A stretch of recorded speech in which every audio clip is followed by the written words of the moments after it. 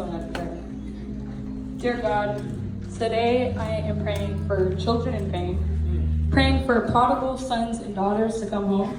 Yes. I am praying for broken relationships. I am praying for mental health. Yes. People who are not here, who have returned to God's house, the fellowship of God's people. I am praying that yokes will be lifted and burdens to be made light, hearts to be softened, and the Spirit of God to move in our lives. Amen. Amen. So, as Pastor said, I know God, or I think I know God. I hope I know God. Yeah. I've been raised in the Seventh-day Adventist Church my entire life. All right.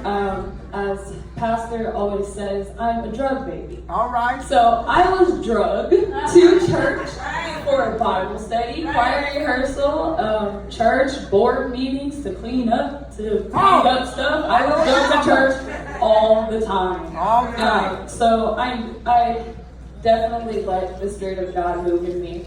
I go to a Christian university in Huntsville, Alabama. All right. So, yeah, the Oakwood University. And I have grown to know God a little more being there. It's a joy to come into my classroom and have my professor pray before we start. It's a joy to be able to, just simply walk down the campus and have someone that be like, "Sister, are you okay? Do you need me to pray for you?"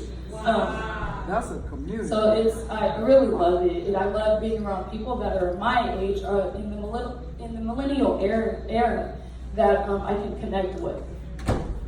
So today my main topic is what a friend we have in Jesus. What a friend we have in Jesus. All of our sins and griefs to bear. Right.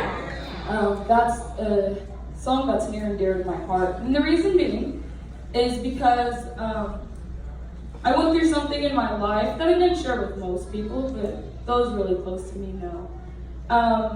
Like I said, I've been raised in church, and I went through an era in my life where I was having difficulties with my family. My mother, to be exact. All right. We didn't ever argue, but we just didn't get along. All right. And God is good. sorry, I'm a little nervous. God is good. As time went on, I found out that my mom was she was in a place of depression. Wow. And us as Black people, I went and looked at some facts on Google. They said facts about millennials and depression. And one of the things is Black and Hispanics are more likely to have mental illness due to the fact that they are less cared to have mental health care. Wow. Another thing I found is that in 2018, the suicide rate was higher than homicide rate in the United States. Wow. And that was crazy to me. Another fact I found was that Black people are more open to saying that they have a family member in prison for a murder than open to saying that they are depressed or have anxiety. Wow. And that was just amazing to me because I saw myself doing that. Like I said, my mother was depressed, and because of that, that weighed on me. So I live in Huntsville, Alabama, so I'm by myself. I have a couple of family members there, but for the most part, hey Sabrina, I'm by myself. She's here from Huntsville. And I call my dad every single day. And I was like, "What's up, bro? What you doing?" And I have a smile on my face. I call my grandma every single day. I call my siblings every single day. And I would put on this smile as if I was happy, everything's fine. But lo and behold, I was hurting. Wow. So her depression kind of pushed upon me. I got to a really low point where I said, if my mom doesn't care about me, then who does? Yes, I have family members and people that love me, but it was different because this is the womb I came out of. So if my mom doesn't care about me, then who does? Wow. So I got really low. At one point in time, I was just like, "God, I don't want to be here anymore. Yes, I know Jesus and everything, but I don't want to be here anymore because I feel like no one cares." Wow. And the song just kept saying, "What if God we have Jesus?" all of our sins and griefs to bear. So I went ahead and I just started, I listen to music all the time. But I listen to this song all the time, What a Friend We Have in Jesus. And another song that it's called Words, but it says, you thought I was worth saving. Right. So you came and changed my life. You thought I was to die for. So you cleaned me up inside. And that really spoke to me because nobody has to love me and nobody has to care, but at the end of the day, I have someone that died for me, that shed their blood for me, that really looking at my bed. It's all right. Take your time. Take your time. I have to say that there was someone that really cared about me that died for me, so I don't need anybody else. And people would always be like, I'm always famous for having this mean look on my face. I'm really a nice person, I promise. I'm really a nice person, I promise. But I got to a point where I just didn't want to be bothered with anybody. Like, I didn't like going out with my friends, with my sisters. I have 6 sisters, yes, yeah. So I didn't want to go do anything with my sisters. I didn't want to go do anything with anyone. I would just stay in the house. I like to be by myself. Wow. So like I said, I came to a place where I just did not care anymore. And I even stopped going to church. Like I said, I was raised in church my entire life, but like I said, I go to a school that prays before our work and things like that, so I was churched out. I was done. Listen. I wasn't watching live stream. I was not going to Bible study. I was not doing anything. It was just me, myself, and I. Wow. And I was just totally over it. And one day, something said, Jynia, you got this.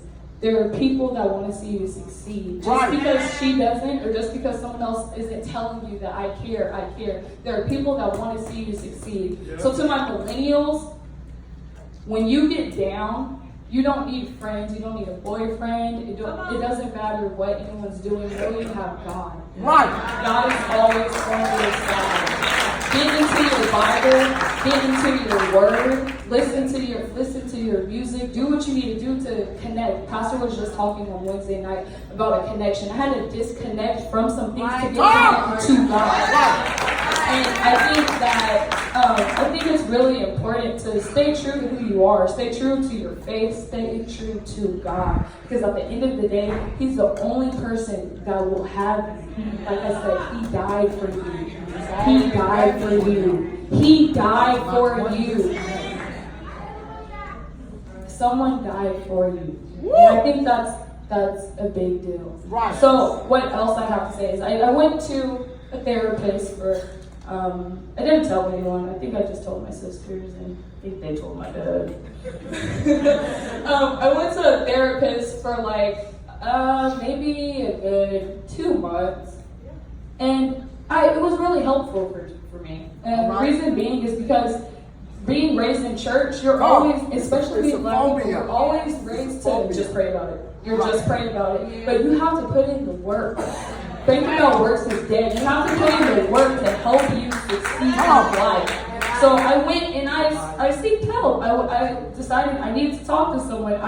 When I feel like it's not right, I don't even want to go to church. And anybody that knows me knows I love church. I don't even want to go to church. I was in a dark place.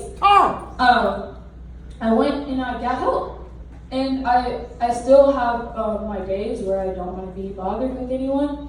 But I keep saying, what a friend I have in Jesus. Wow. So to my millennials and to millennial parents, I think it's important that you also get help too. If your daughter or son is in the room and they're by themselves and you're like, all they want to do is play the video game, or they just always on the phone, or they just want to do this, it's important to actually see what's going on in their lives, because you never know. Nobody would have ever expected that I did not want to be alive anymore. Nobody would have ever expected that out of me.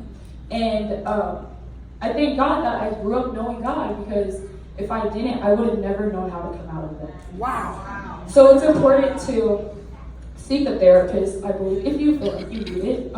Some people don't have health care. Yes, amen. Some people don't have health care, but even if you can't do that, go talk to someone. Talk to a friend. If you have a boyfriend or girlfriend, they should be able to listen to you about these things. If they can't do that, then what? They gotta go. If you have siblings, go ahead and talk. Go ahead and talk to them. If you have parents that love you, you are blessed. You go ahead and you talk to anybody. Talk to your pastor. Talk to your first lady. Talk to anybody that you feel like will listen to you and give you proper direction. It's really critical because I said to myself, I think it was when Kate Spade died, and I was watching on TV. I think this was maybe a year ago now or 2 years ago, and I said to my mom, not mom, Candace, I said to her, I was like, oh, that's white people stuff. White people kill themselves. Black people don't do that. And a year later, I felt myself in that same spot, wanting to do that same thing. So I say, go and get help. Seek God. Keep Him first. My grandma's going to kill me because I wasn't more than 10 minutes, but it's okay. Go ahead and seek God. Make sure that He's the head of your life. If you're out of state like me, I'm more than 1,000 miles away, and like I said, I'm for the most part by myself. Make sure you find a community wherever you are. When you're in your dorm, or you're in your room by yourself, put on some music. There's literally live chats of therapists that you can Google. Instead of scrolling on Instagram and whatnot, you can literally seek help just on the internet. I have siblings that have anxiety and whatnot, and I just found myself in depression. And I thank God that I have a close-knit family for the most part that I can just go ahead and speak to. So I would say family is everything also. They're your backbone, and if they're not, find you one. Find you one. Wow. Yeah, wow. I know I was fast. I'm sorry.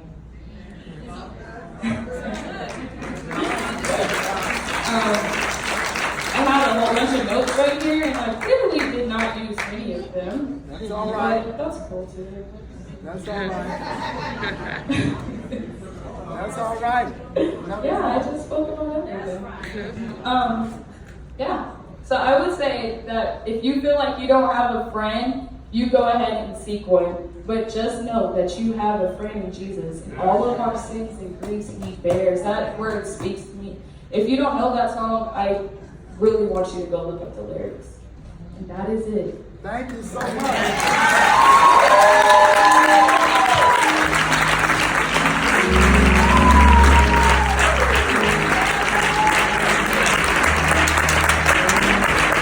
All right, come on.